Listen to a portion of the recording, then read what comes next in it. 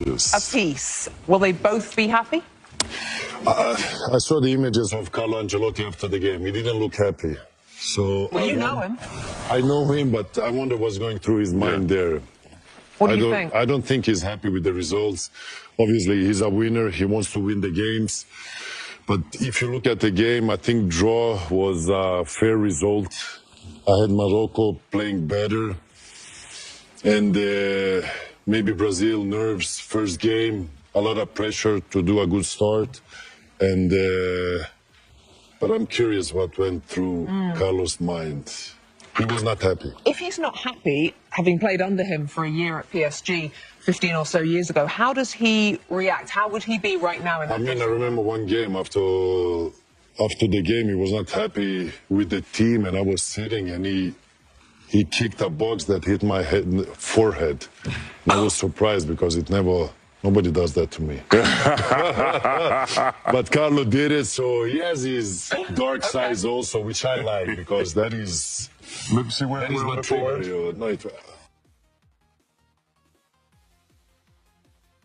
control it. You control it. Yes. You give it back to him. I think he wanted to make me example to head the ball in the goal. Maybe I missed a header in the game. I don't know. Something like that. Oh, it's a good target up there. Yeah. Some space to work. Lucky my nose was not in the way.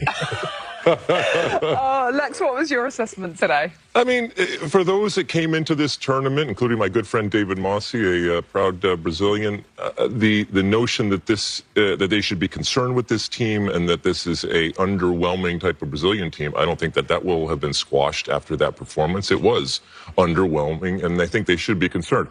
From a Brazilian perspective, I think that they have to rely on the fact that there are good teams and championship teams that grow into a tournament. Again, this was a quality opponent, but in a Brazil-Morocco game, you'd expect Brazil to bring it. And I think yes, they'll take the point. I still think they're going to get out of the group. But this was, again, underwhelming at a time when Brazil, I guess, can't afford to be underwhelming. If this is as good as it gets, that doesn't win World Cups. Okay, but this shows also that Morocco is a good team. Yeah. 2022 we talk a lot about Brazil, but Morocco is a good team. Watch out. Yeah, good shout. Well, like Thierry said before the game, do not sleep on Morocco. Do not sleep on them, please. Well, they took the lead, right? And they won the African Nation Cup without winning the final. They actually. We talked about it offensively, but I want to talk about it defensively and what Brazil should have done better, because they got done on them losing, being dealt way better in terms of Brazil. Well, one of the big stars, of course, Achraf Hakimi. Let's hear from him now after the game over there in New York, New Jersey. Great game, a lot to be proud of, a lot to learn from. What are the details you'll focus on moving forward from this game?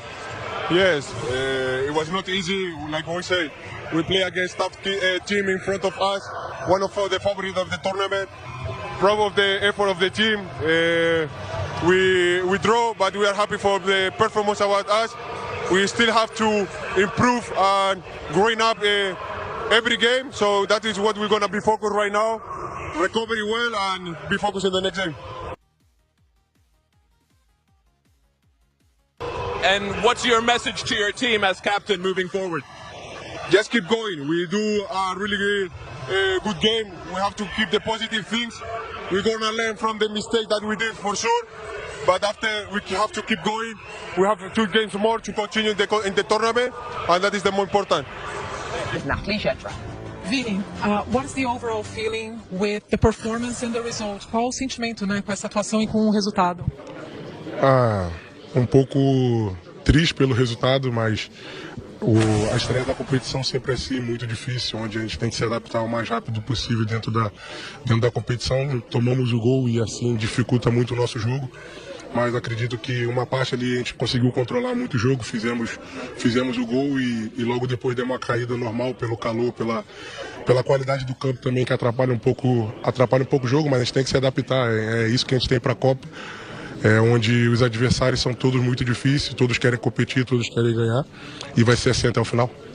a bit sad with the result, of course, but we dropped a little bit in the end of the second half. In the first half, it was really hard, but these first games in the World Cup. They're usually very tough, and we need to adapt. We need to adapt quickly. And could you talk us a little bit about your goal? Because it was really a moment of magic, momento de mágica. Linguistic skills there all summer long going to be great for us. The scene shifts to Boston, where Scotland are appearing in their 9th World Cup. 3 points tonight against Haiti would be a huge step, wouldn't it, towards their first trip ever to the knockout stage. So it's time for those Fox starting lineups, sponsored by American Express. Haiti, in their first World Cup in 52 years, will look to release Sunderland's Wilson Isidore up front. Their all-time leading scorer, Duckens Nazen, begins this match on the bench today, disappointing from their perspective. For Scotland, their midfielder, Scott McTominay, 2 goals during World Cup qualifying.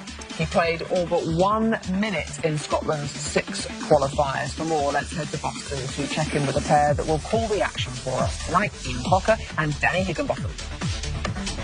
Well, Rebecca, the day has finally come for these two nations. The World Cup, 52 years in the waiting for Haiti, 28 years in the waiting for Scotland, and we presented Morocco in this group.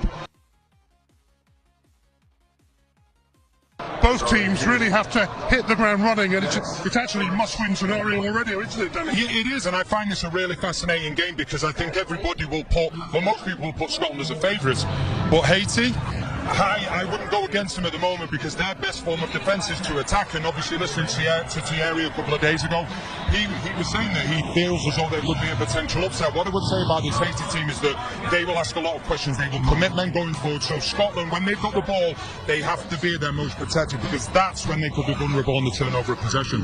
Well, this game kicks off at 2 o'clock in the morning in Scotland, but if there's ever a nation that could cope with that, Scotland is that nation. The national anthems are going to be spine-tingling. The wait for these two is almost over, Rebecca.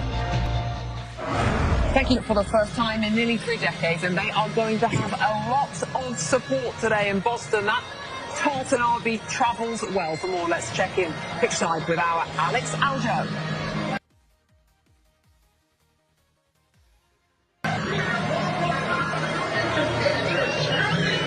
Hi Rebecca. The last time Scotland played in a World Cup, 8 of their players weren't even born, so that puts things in perspective. So it's a massive moment for them, but also for Haiti, who've had to wait even longer. And it's the Scotland fans who've been making all the noise in Boston. They seem to have taken over the city. I was at one of the fan zones yesterday.